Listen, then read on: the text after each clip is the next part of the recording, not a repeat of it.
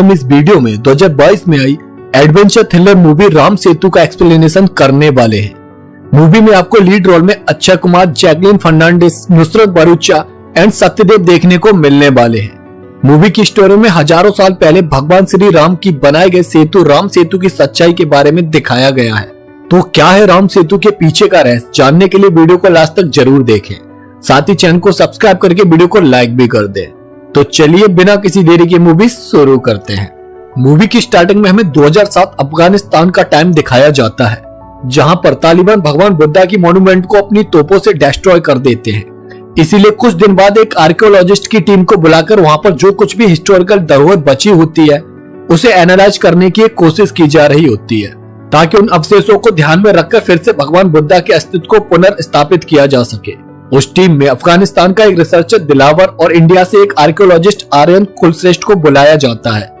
वहां पर खुदाई करने के बाद आर्यन को एक बॉक्स मिलता है जिसमें कई साल पुराने सोने चांदी के सिक्के और बहुत सारे आभूषण होते हैं। वो सारी चीजें इंडिया के हिंदू राजा दलहन के टाइम की थी। वो उनके लिए काफी ओल्ड और इम्पोर्टेंट खोज थी, पर तभी वहां पर तालिबान आकर हमला कर देते हैं और सारे लोग वहां से अपनी जान बचाकर भागने की कोशिश करते हैं। पर आर्यन और दिलावर उस बॉक्स को बचाकर उसे अपने साथ लेकर भागने लगते हैं, जिससे वो एक सुरंग के थ्रू एक गुफा में आकर गिरते हैं, जहां पर उन्हें भगवान बुद्धा की एक बहुत बड़ी लेटी हुई मूर्ति मिलती है,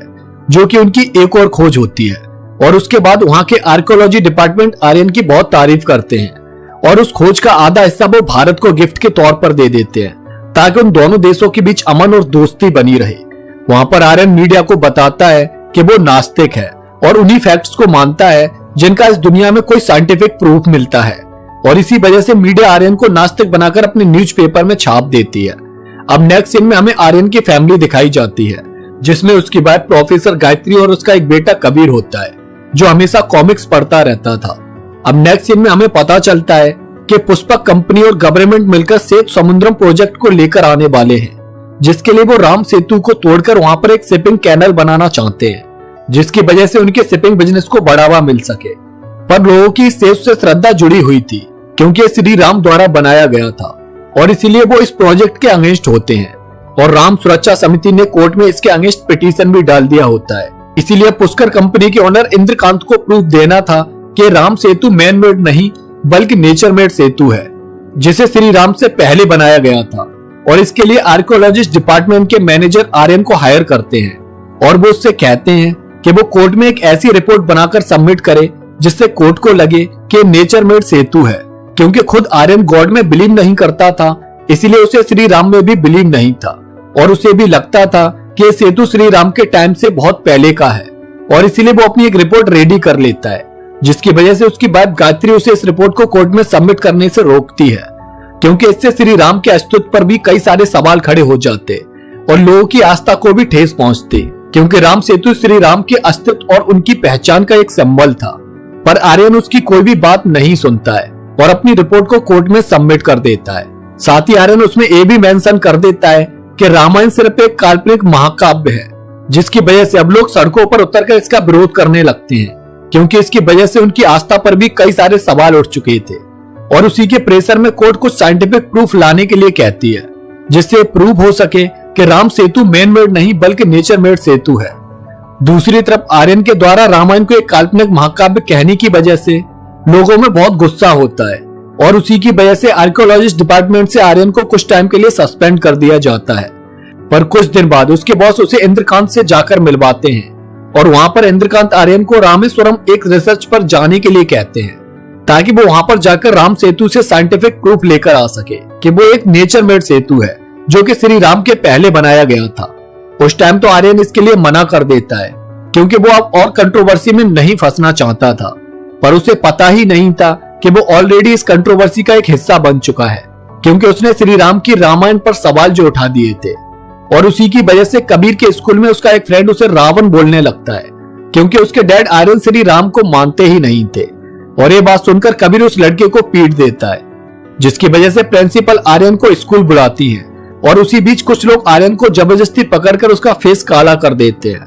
क्योंकि लोग उसके द्वारा दी गई बातों से बहुत गुस्से में थे। स्कूल में अभी प्रिंसिपल आर्यन पर कबीर के द्वारा किए गए बिहेवियर पर गुस्सा करती है,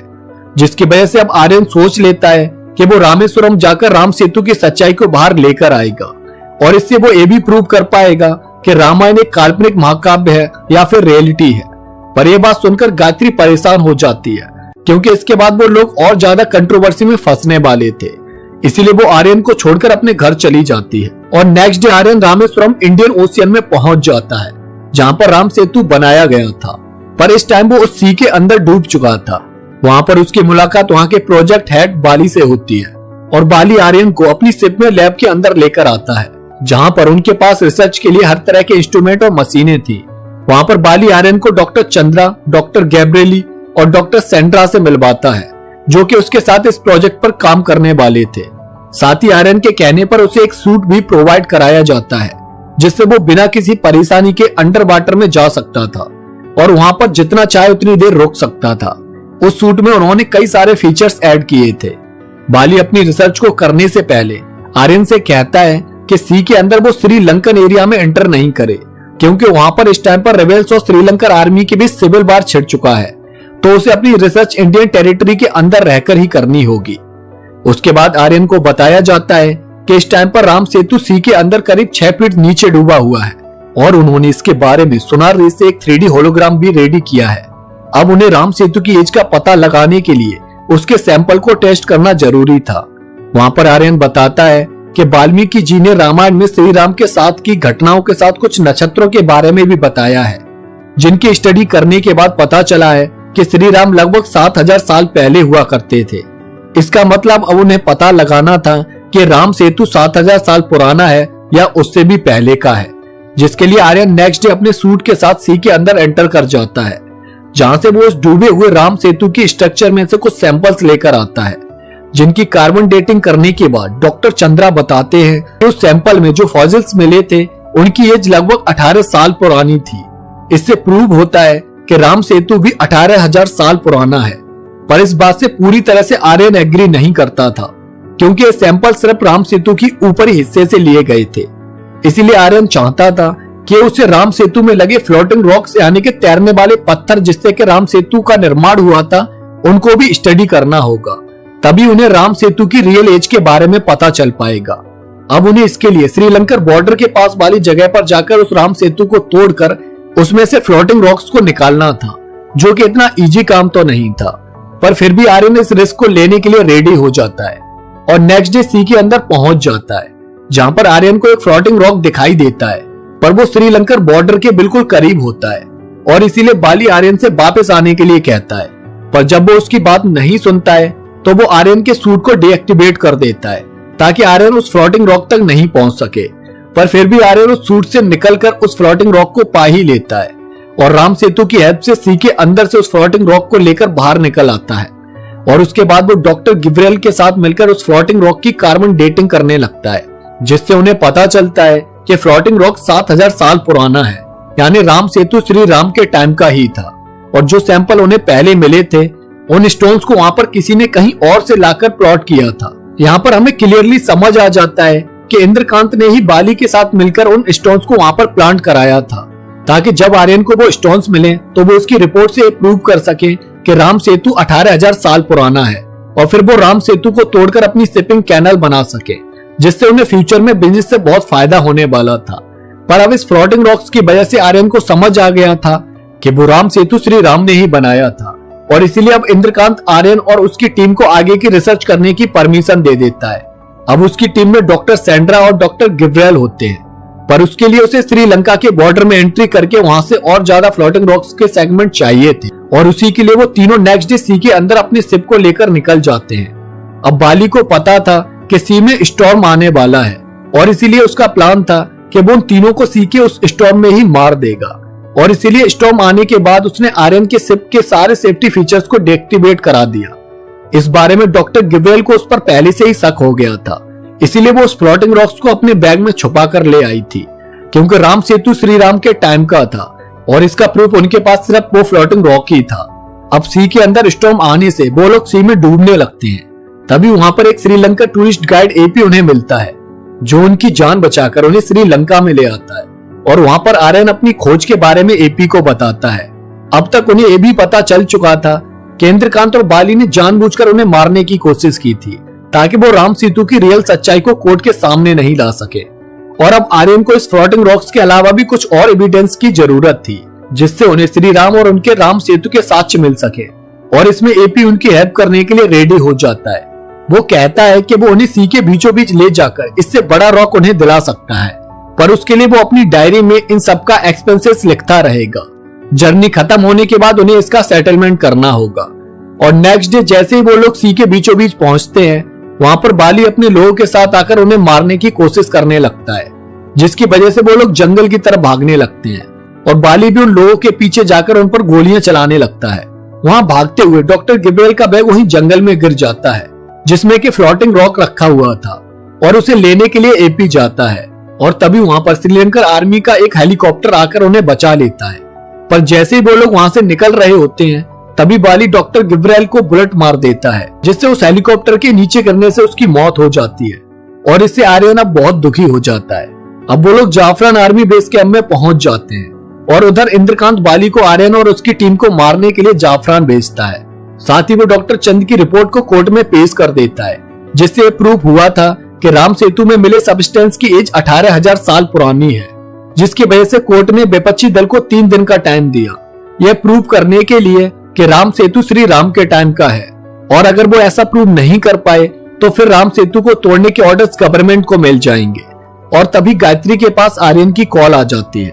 जहां गायत्री आर्यन को बता देती है कि अगर 3 दिन में कोर्ट में ये प्रूव नहीं हुआ कि राम सेतु 7,000 साल पुराना है, तो गवर्नमेंट उस सेतु को तोड़वा देगी। अब ये सुनकर आर्यन की प्रॉब्लम बढ़ जाती है, क्योंकि उसके पास बहुत कम टाइम बचा था श्री राम और राम सेतु से रिलेटेड प्रूफ्स को कलेक्ट करके कोर्ट में सबमिट करने के लिए। तभी आर्यन वहां पर रावण की पूजा होते हुए देखता है, और उसे आइडिया आता है कि अगर वो रावण के अस्तित्व के प्रमाण कलेक्ट कर पाया तो वो ये भी प्रूव कर पाएगा कि श्री राम भी थे, क्योंकि वो दोनों ही समकालीन थे। और श्रीलंका में उसे श्री राम के साक्ष्य तो नहीं मिलने वाले थे, पर रावण के साक्ष्य मिलना पॉसिबल थे, स्पेशली रावण की सोने की लंका से रिलेटेड साक्ष्य। और जब इस बारे में आर्यन एपी को बताता है, तो वो उसे बताता है कि यहाँ पर एक पब्लिक लाइब्रेरी है, जहाँ से उन्हें रावण की लंका के बारे में इंफॉर्मेशन मिल सकती है। और इसलिए वो लोग उस लाइब्रेरी में जाकर सर्च करने लगते हैं, पर उन्हें वहां पर कोई भी इंफॉर्मेशन नहीं मिल पाती है। तभी एपी वहां के रिसेप्शनिस्ट से एक पर्सन का एड्रेस ले लेता है, जिसके पास एक बहुत पुरानी धरोहर थी, जिसमें तामपत्र पर रावण की लंका के बारे में जिक्र था। और इसलिए वो लोग उस पर्सन के पास पहुंच जाते हैं, और उन्हें वहां पर जो तामपत्र मिलता है उस पर एक मैप बना हुआ होता है, जो कि रावण की लंका की तरफ इशारा करता था। आर्यन उस मैप के फोटो को अपने कैमरे में क्लिक कर लेता है, जिसमें रावण के पैलेस को एक ट्रायंगुलर शेप में दिखाया गया था, जिसका रास्ता अशोक वाटिका से एक टनल से होता हुआ रावण के पैलेस तक पहुंचता था। और एपी को अशोक वाटिका का रास्ता पता था, इसलिए वो आर्यन और डॉक्टर सेंड्रा को लेकर अशोक वाटिका पहुंच जाता है, जहां पर आर्यन उस मैप को डिकोड करने की कोशिश करता है। तो उसे पता चलता है कि उन्हें उस टनल तक पहुंचने के लिए रावना फॉल्स के पास जाना होगा, जो अशोक वाटिका से लगभग 20 किलोमीटर दूर था।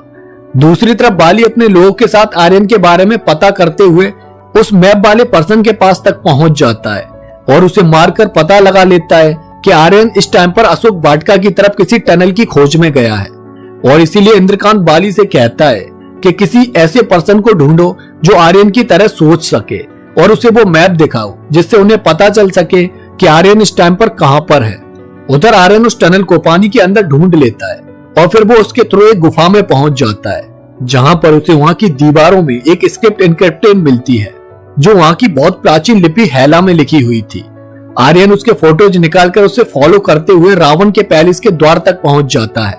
जो कि बंद होता है, और उसका गेट उसी ट्रायंगुलर शेप में होता है जैसा कि उन्होंने उस मैप में देखा था। वहां पर उन्हें 2 रास्ते दिखाई देते हैं, जिसमें से एपी आर्यन को श्रीपदा वाले रास्ते चलने को कहता है, और उसे यकीन दिलाता है कि उसे वहां पर श्री राम और रावण दोनों के साथ मिलेंगे। साथ ही वो बताता है कि श्रीपदा को त्रिकूट पर्वत भी बुलाया जाता है, और त्रिकूट पर्वत का जिक्र रामायण में भी हुआ था, जिससे रावण के सोने की लंका दिखाई देती थी, और इसलिए उन्हें लंका के होने के प्रमाण वहीं से मिलने की उम्मीद भी थी। इसलिए वो लोग त्रिकूट पर्वत पर जाकर लंका को देखने की कोशिश करने लगते हैं, और वहां पर उन्हें एक प्लांट मिल जाता है जो कि संजीवनी होता है, और इससे प्रूव हो जाता है कि वो इस टाइम पर रावण की लंका में ही है, क्योंकि उस प्लांट का साक्ष्य ओनली वही मिल सकता था। वो उस प्लांट को अपने पास रख लेते हैं, पर तभी वहां पर बाली गायत्री को लेकर पहुंच जाता है और उन सबको अपने हेलीकॉप्टर में बैठा लेता है। और इसके बारे में गायत्री ने ही उस मैप को डिकोड करके उसे आर्यन की लोकेशन के बारे में बताया था।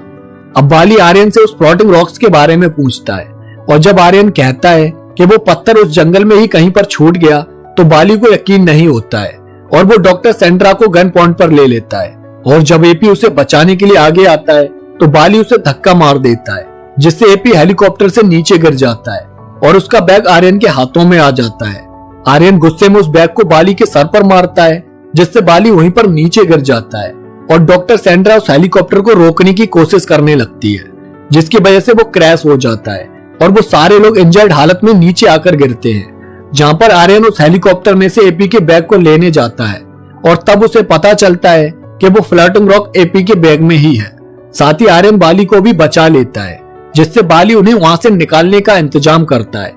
दूसरी तरफ आज कोर्ट में फाइनल वर्डिक्ट होने वाला होता है जहां पर कोर्ट इंद्रकांत के हक में फैसला सुनाने वाला था कि तभी वहां पर आर्यन सारे एविडेंस के साथ पहुंच जाता है और वहां पर फ्लोटिंग रॉक्स को दिखाता है जिसकी कार्बन डेटिंग से उन्हें पता चला था कि रॉक 7000 साल पुराना है, यानी श्री राम के टाइम पीरियड का, जिससे प्रूव होता है कि राम सेतु श्री राम के टाइम का ही सेतु है। साथ ही आर्यन श्रीलंका में मिले रावण के पैलेस के साक्ष्य और संजीवनी प्लांट को भी दिखाता है और प्रूव करता है कि जब लंका में रावण के होने के साक्ष्य मिल सकते हैं तो अयोध्या में श्री राम के होने के भी प्रमाण मिल सकते हैं। और उसे दुख होता है कि श्री राम के अस्तित्व के बारे में उसे साक्ष्य देने पड़ रहे हैं। साथ ही आर्यन ये भी प्रूव करता है कि अंग्रेजों के आने के बाद उन्होंने राम सेतु के नाम को बदलकर एडम ब्रिज कर दिया था जिससे आने वाले टाइम में श्री राम की हिस्ट्री को धूमिल किया जा सके और लोगों को सिर्फ उनका ही योगदान याद रह सके। साथ ही वो कहता है कि जैसे ताजमहल को बचाने के लिए कई फैक्ट्रीज बंद करने से देश के विकास पर कोई फर्क नहीं पड़ा, वैसे ही राम सेतु से देश के डेवलपमेंट पर कोई फर्क नहीं पड़ेगा, पर लोगों की श्रद्धा, विश्वास और श्री राम के अस्तित्व पर बहुत फर्क पड़ेगा। क्योंकि श्री राम के हजारों मंदिर मिल सकते हैं पर सेतु एक ही है और वो है राम सेतु। श्री राम की पहचान और उनके अस्तित्व का प्रमाण है ये राम सेतु। इसीलिए अगर इसे तोड़ा गया तो हजारों साल पुरानी धरोहर और विश्वास को भी ठेस पहुंचेगी। और इन सारे एविडेंस और आर्यन को सुनने के बाद कोर्ट डिसाइड करती है कि अगर किसी को श्री राम के अस्तित्व पर सवाल उठाने हैं तो उन्हें पहले श्री राम के नहीं होने के प्रूफ कोर्ट में पेश करने होंगे।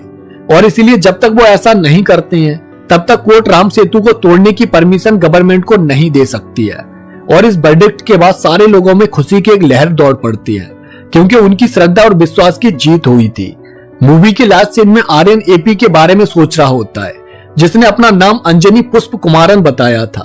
और वो हनुमान की तरह श्री राम के अस्तित्व को ढूंढने में हेल्प करने के लिए आर्यन के पास आया था। और जब उसकी जर्नी पूरी हो गई थी तो वो वहां से एकदम से गायब हो गया था। इसीलिए हर कदम पर उसने आर्यन की हेल्प की थी और उसे सही रास्ता दिखाया था। अब ये सब सोचने के बाद आर्यन एपी की डायरी खोलकर देखता है जिसमें उसने अब तक की जर्नी का सारा हिसाब लिखा था और उसे देखकर आर्यन शॉक हो जाता है क्योंकि उसमें कोई भी हिसाब नहीं लिखा हुआ था बल्कि हर पेज पर जय श्री राम लिखा हुआ था। और इसी के साथ इस मूवी की भी एंडिंग हो जाती है। तो गर्व से बोलो जय श्री राम। तो दोस्तों आपको ये मूवी कैसी लगी कमेंट करके जरूर बताना। साथ ही चैनल को सब्सक्राइब करके वीडियो को लाइक भी कर देना। तो इसी के साथ मिलते हैं नेक्स्ट वीडियो में एक और सस्पेंस थ्रिलर मूवी के साथ। तब तक के लिए जय हिंद।